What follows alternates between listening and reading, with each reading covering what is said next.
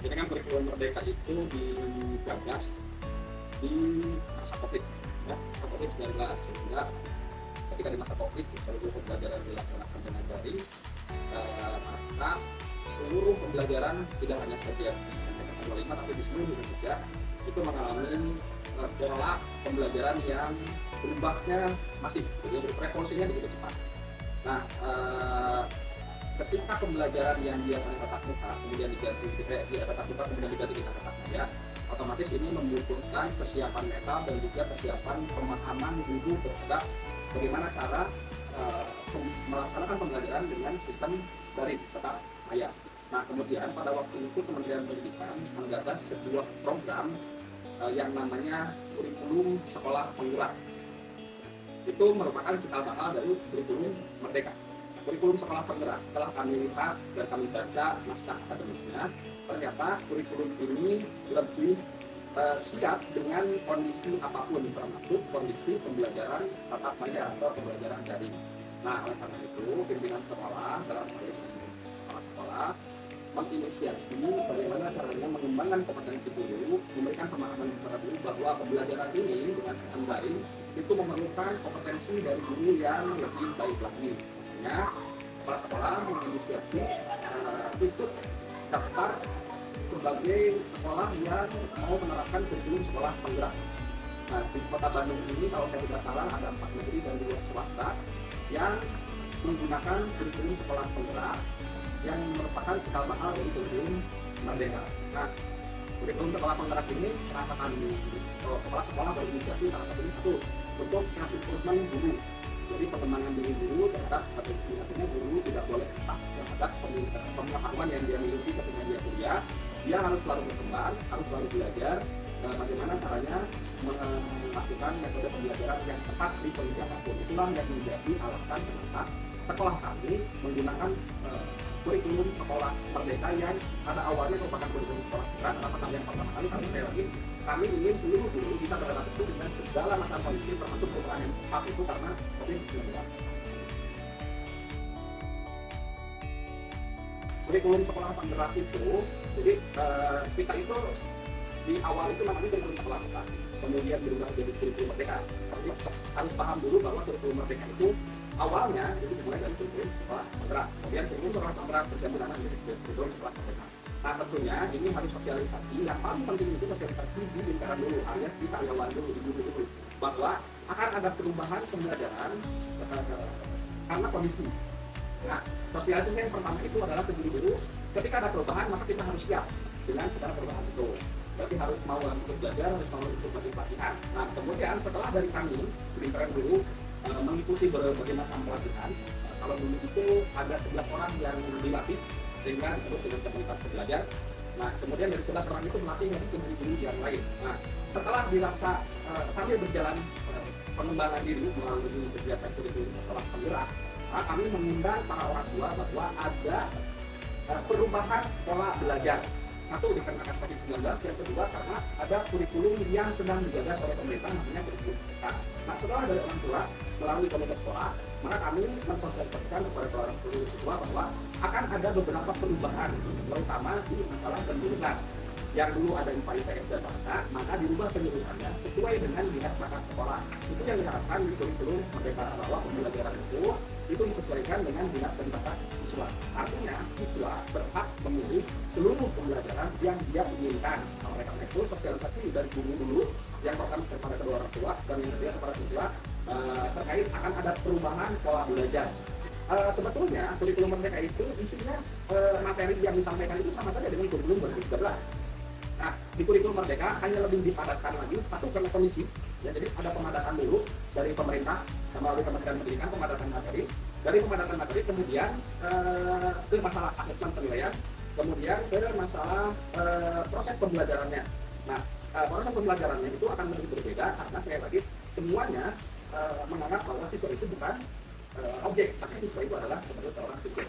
Nah, jadi sosialisasi yang pertama itu dulu, kemudian kepada orang tua, kemudian yang ketiga oleh siswa.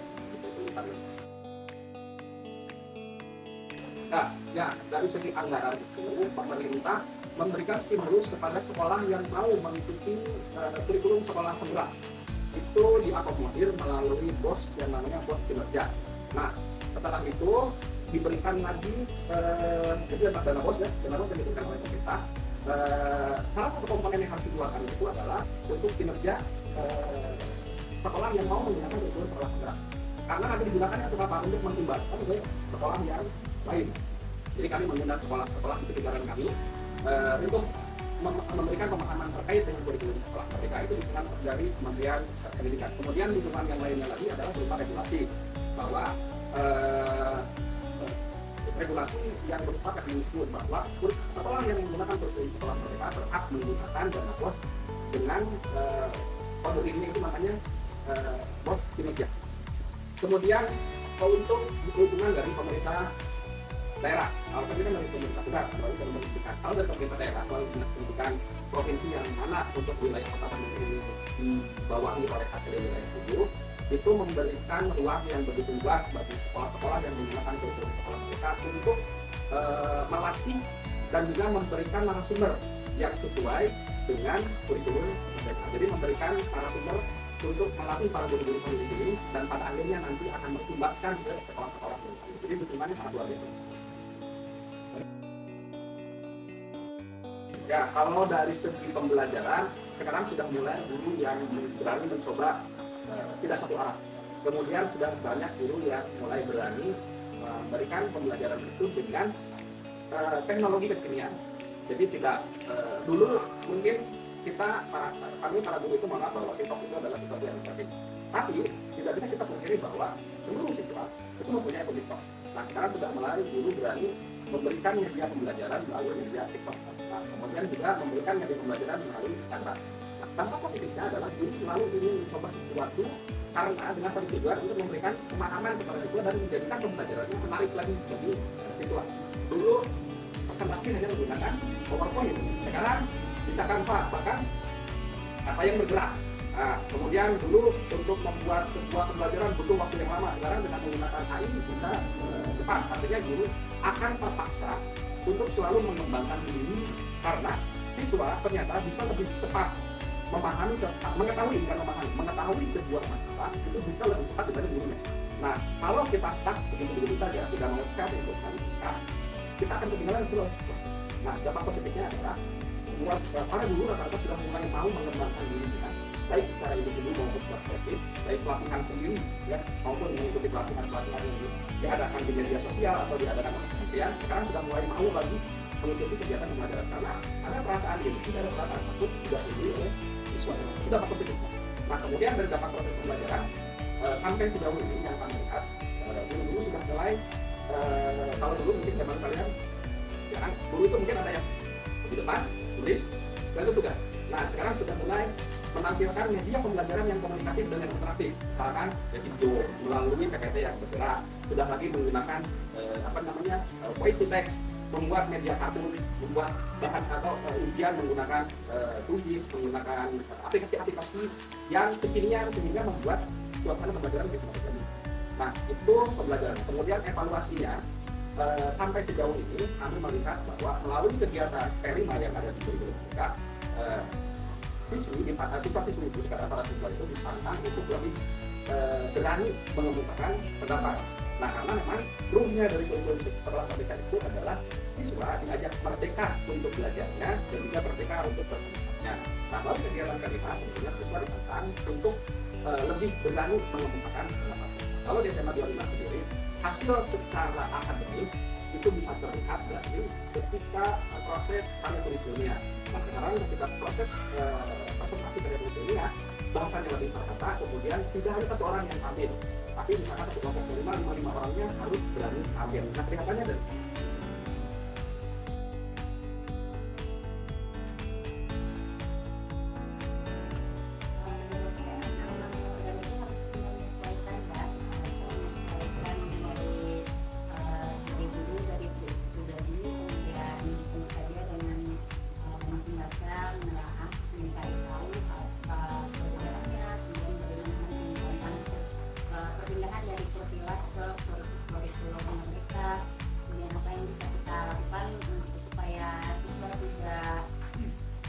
jelas gitu ya, perbedaannya di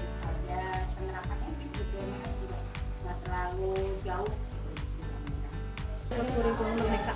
Oke, secara umum memang kurikulum itu pasti berganti ya. Karena kan itu evaluasi dari kurikulum sebelumnya dan tahun ajaran sebelumnya. Pastinya kita akan memperbaiki apa yang masih kurang dan menerapkan apa yang masih baik begitu.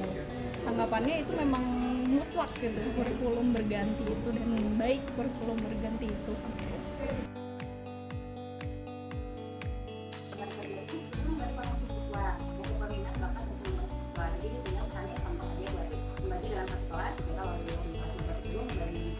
siswa yang dia dasarnya dia tulisannya misalnya anak tersebut dalam konteks tersebut dia lebih menangkap lebih bisa mengungkap ketika menggunakan waktu maka apa yang bisa Bu Ati lakukan gitu ya boleh silakan kamu konteks tersebut yang mengandalkan apa ya audio gitu kan yang tipe audio itu misalnya menampilkan presentasi dengan memakai background seperti itu atau enggak bagi siswa-siswa yang terbiasa dengan kinestetik atau bergerak di kelompok dengan ketika menjelaskan materi setelah berarti memberikan penjelasan materi sebagai pengantar untuk menggali informasi lebih lanjut berarti secara yang kelompok kinestetik itu silakan ada juga kelompok yang mau memberikan satu drama misalnya diterangkan contoh kayak yang kelas 10 tadi itu tentang pertahanan keamanan dan pertahanan keamanan itu dia mau apa ya memberi informasi kepada siswa kepada teman-teman melalui pagelaran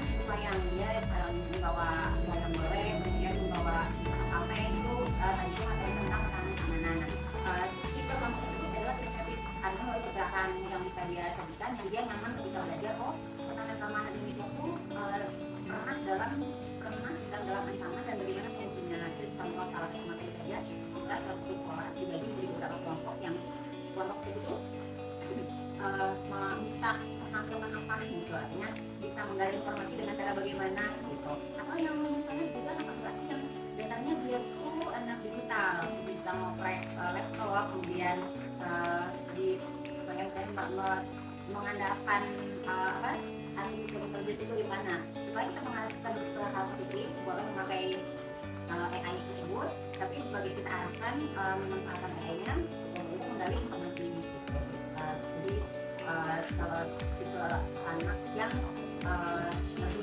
lebih interest lebih tertarik di dunia digitalisasi ya boleh memanfaatkan satu buat masker lalu tanpa dan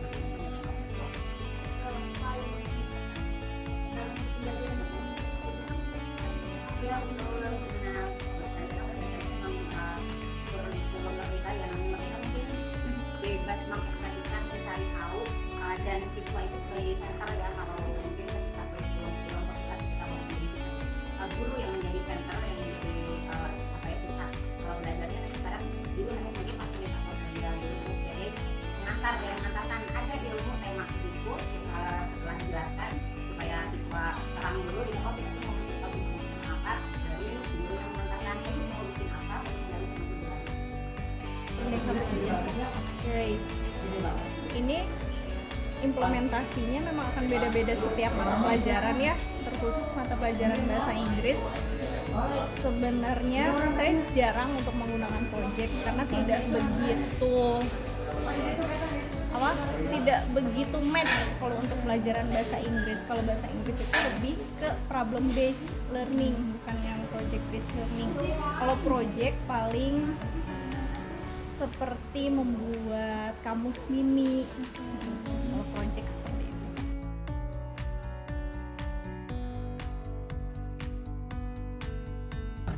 Menurut aku sih bisa dua-duanya, bisa mempermudah, bisa juga mempersulit. Kenapa mudah? Karena kita kan sekarang banyak tugas kelompok ya, terus project, jadi kita tuh banyak kerjasamanya, itu mempermudah banget. Karena kalau misalkan kurikulum 2013 itu kan suka ada tugas ya individu, jadi kayak kita tuh meminta bantuan juga gimana gitu ya. Nah kalau yang mempersulitnya itu yang projectnya, kadang tuh banyak teman-teman yang masih acuh gitu sama tugas-tugasnya di project tersebut. Cuman cara mengatasinya itu dengan cara kita tuh ngajak bareng-bareng gitu, mereka tuh kayak apa ya, komunikasi gitu sama teman-teman kelas. Mudah atau mempersulit? Mudah. Apa tuh mempermudah? Karena kurikulum merdeka itu lebih nggak bosan ya belajarnya ya, jadi seru-seruan gitu sama kelompok ya, gitu ya. Terus lebih capek gak sih atau malah lebih gak capek gitu daripada produsen ya? Senang, oke.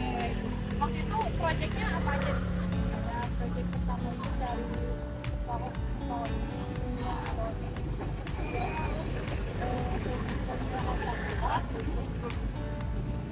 ketiga teh buat Berarti seru ya proyek.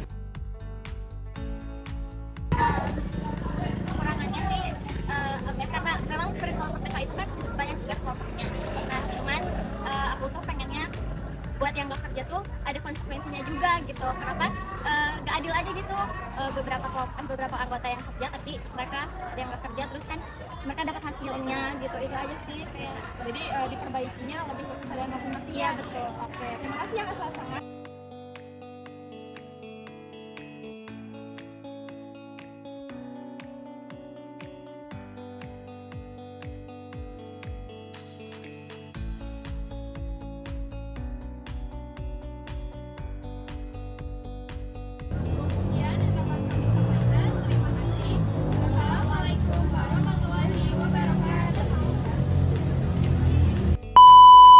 Halo guys, jadi gue lagi di SMA 25 Bandung.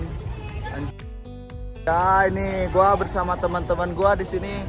Habis tadi wawancara, aduh capek banget gue. Sekarang kita lanjut pulang, tapi di sana bisa lihat jalannya. Identik dengan Ciwastranya bos. Tuh banjirnya. Tuh pokoknya mah. Ya mungkin nanti bisa dilanjut lagi ya kita ngevlognya. Kata-kata hari ini dong Bang Nadif 50.000 dari Jian. Oke. Tidak perlu tampil sempurna. Tidak perlu tampil sempurna untuk kalian bersinar. Oke, wassalamualaikum warahmatullahi wabarakatuh.